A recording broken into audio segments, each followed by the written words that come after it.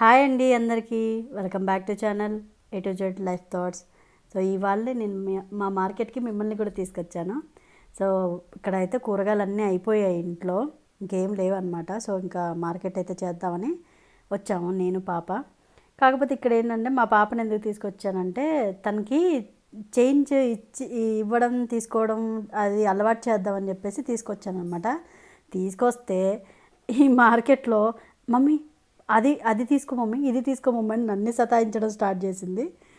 అయ్యోనా ఊరికన్నా తీసుకొచ్చానా అనుకున్నా. కానీ ఇలా షాప్కి నేను వెళ్ళినప్పుడు షాప్కి అలా తీసుకెళ్తుంటానంటే, ఎందుకంటే మన డబ్బులు ఎంత ఇస్తున్నాము, ఎంత తీసుకుంటున్నాము, మళ్ళీ చేంజ్ ఎంత వస్తుంది అనేది తెలుసుకుంటుంది కదా అని చెప్పి తీసుకెళ్ళాను. తనకి మ్యాథ్స్లో సబ్జెక్ట్ కూడా ఉందన్నమాట, రూపీస్ మీద. సో ఇంకా ఇక్కడైతే కాకరకాయ కనిపిస్తే కొద్దిగా తీసుకుందామని చెప్పి ఆగా. నేను గుత్తి కాకరకాయ చేద్దామని అనుకుంటున్నాను అనమాట. మీకు రెసిపీ కూడా పోస్ట్ చేస్తానులేండి. ఇక్కడ వచ్చేసి అమ్మ ఇంత గోంగూర తీసుకున్నావు ఏంటమ్మా, ఏం చేస్తావు అని చెప్పి అడుగుతోంది. సో మాకైతే మా ఇంట్లో అందరికీ ఇష్టం గోంగూర, చాలా బాగుంటుంది. అసలు ఎర్రపప్పు టమాటా పప్పు గోంగూర పచ్చడి ఉండాలి, కాంబినేషన్ సూపర్గా ఉంటుంది. ఎప్పుడైనా వీలైనప్పుడు చూపిస్తానులేండి రెసిపీస్ కూడా, టమాటా పప్పు గోంగూర పచ్చడి. సో ఇంకా వస్తూ మా పాప చికెన్ అని చెప్పి 2 రోజుల నుంచి అడుగుతూ ఉందన్నమాట. సో అని చెప్పి ఇంకా ఒక పూటకి వెళ్ళండి, నైట్కే అనమాట. డీకి టింటుగానికి ఇద్దరికి అని చెప్పి తీసుకొచ్చాను. 1/2 కేజీ తీసుకొచ్చాను. 1/2 కేజీలో కూడా నాకు ఒక లెగ్ పీస్ కావాలని చెప్పి మరీ అతన్ని చికెన్ షాప్ అతన్ని అడిగి మరీ వేయించుకోయింది ఒక లెగ్ పీస్. ఇంకా తీసుకొని వచ్చాను, అది వాష్ చేసి పెట్టాలన్నమాట. ఎక్కువ తినమండి మేము నాన్ వెజ్, అంత ఎక్కువ తినము. వీక్లీ వన్స్ కూడా ఉండదు, ఎప్పుడో ఈమె అడిగినప్పుడే అనమాట. ఇంకేంటంటే మా అమ్మ వాళ్ళ దగ్గర ఉంటారు కదా, ఈమె వెళ్ళి అక్కడ తినేస్తూ ఉంటుంది. మా వారు అంత పట్టించుకోరు, నేను వెజిటేరియను, నేను తిన్నాను. సో ఇంక ఇక్కడ వచ్చేసి చికెన్ నేను చేస్తాను కానీ, చికెను మటను చేస్తాను కానీ తిననైతే తిన్ననమాట. సో ఇంకా రెసిపీకి వచ్చేస్తే మంచిగా 2 ఆనియన్స్ పెద్దవి కట్ చేసేసుకోవాలి, 2 పచ్చిమిర్చి కూడా వేసుకోవాలి. మంచిగా ఇవి వేగిన తర్వాత ట్రాన్స్పరెంట్ కలర్ వస్తున్నాయి అన్నప్పుడు కొద్దిగా మనం అల్లం వెల్లుల్లి పేస్ట్ వేసుకోవాలి. సో నా స్టైల్ ఎలా అనేది మీకు చూపిస్తున్నాను, మీరు ఎలా చేస్తారనేది మాత్రం కింద కమెంట్లో తప్పకుండా మెన్షన్ చేయండి. కమెంట్ చేయండి అబ్బా, మీరు చూస్తున్నారా లేదా, చూసి వెళ్ళిపోతున్నారా అనేది నాకు తెలియదు కదా. కమెంటో లైకో లేకపోతే షేరో చేస్తే అట్లీస్ట్ నా వీడియో బయటికి వెళ్తుందిలే అనేది నాకు అనిపిస్తుంది అనమాట. సో ఇక్కడ ఇంకా అల్లం వెల్లుల్లి పేస్ట్ వేసినాక టమాటో కూడా వేసాను చిన్నది.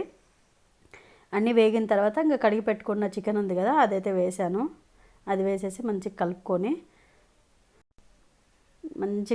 కలుపుకొని ఇంకా కొద్దిగా పసుపు తగినంత ఉప్పు వేసుకొని పెట్టేసేయాలి, మూత పెట్టేసేయాలి. నేను ఇంకా ఎక్స్ట్రా వాటర్ అంటూ ఏమి వేయనండి, ఎందుకంటే మనం వాటర్ వేస్తే అదొక నాకు టేస్ట్ మారిపోతుంది అనిపిస్తుంది అనమాట. అదైతే మామూలుగా మనకి చికెన్లో నుంచి వాటర్ వస్తాయి కదా, ఆ వాటర్తోనే ఉడికిస్తానమాట. చాలా సిమ్లో పెట్టేసి చాలాసేపు ఉడికించి దాన్ని మెత్తగా అయ్యేంతవరకు చూస్తాను. అయిన తర్వాత అప్పుడు మళ్ళీ కారము గరం మసాలాలు అవన్నీ యాడ్ చేసుకుంటాను. సో ఇప్పుడైతే ఇంకా కలిపేసి అలా పెట్టేస్తాను. మీరు ఎలా చేస్తారో చికెను, ఇలానే చేస్తారా, మీ స్టైల్ ఎలా ఉంటుంది అనేది కమెంట్ చేయండి మర్చిపోకుండా అస్సలు. చూడండి ఇంకా తగినంత కారం వేసుకున్నాను. వాటర్ చూసారా ఎన్నోటి వచ్చాయి చికెన్లో. సిమ్లో పెట్టి మనం చక్కగా ఒక 15 నిమిషాలు అలా పెడితే ఫుల్ వాటర్ వచ్చేస్తాయి చికెన్లో, మనం ఎక్స్ట్రా వాటర్ వేయాల్సిన అవసరమే లేదు. సో ఇక్కడ ధనియాల పొడి, జీలకర్ర, గరం మసాలా 3 వేసాను. చికెన్ మసాలా ఉంటే కూడా యాడ్ చేసుకోవచ్చు, నా దగ్గర లేదు, వేయలేదు. ఇంకా లాస్ట్లో కొత్తిమీర యాడ్ చేసుకుంటే సరిపోతుందండి. యమ్మీ చికెన్ కర్రీ రెడీ. చూసారా ఎంత రెడ్డిష్గా బాగా కనిపిస్తుందో. లాస్ట్లో కొద్దిగా మిరియాల పౌడర్ అయితే యాడ్ చేసుకున్నాను. ఇంకా కలిపేసి మూత అయితే పెట్టేస్తాను.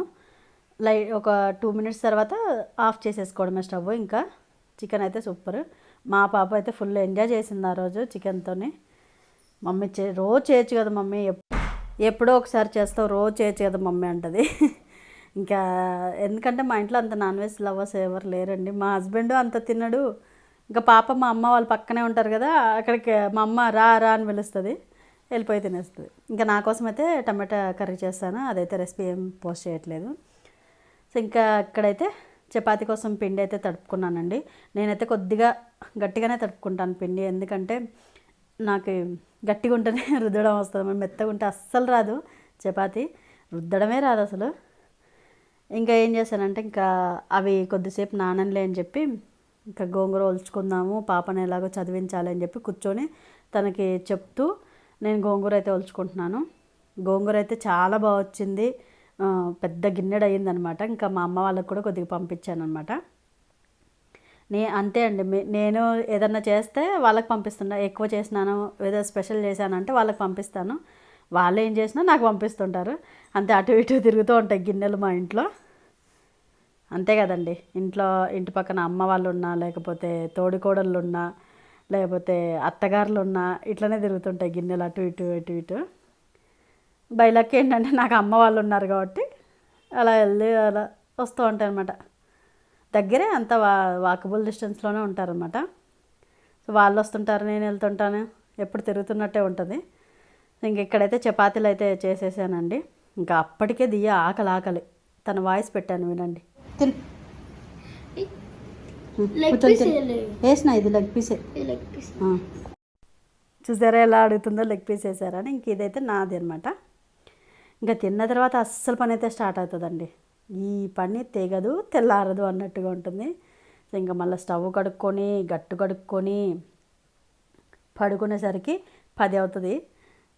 సో మొత్తం గట్టు అయితే కడిగేస్తున్నాను. ఇంకా ఎందుకంటే నెక్స్ట్ డే గురువారం ఉంది, ప్లస్ మళ్ళీ ఇంకా నాన్ వెజ్ వండాను కదా అని చెప్పేసి మొత్తం తుడిచి అయితే వేసుకుంటున్నాను అనమాట.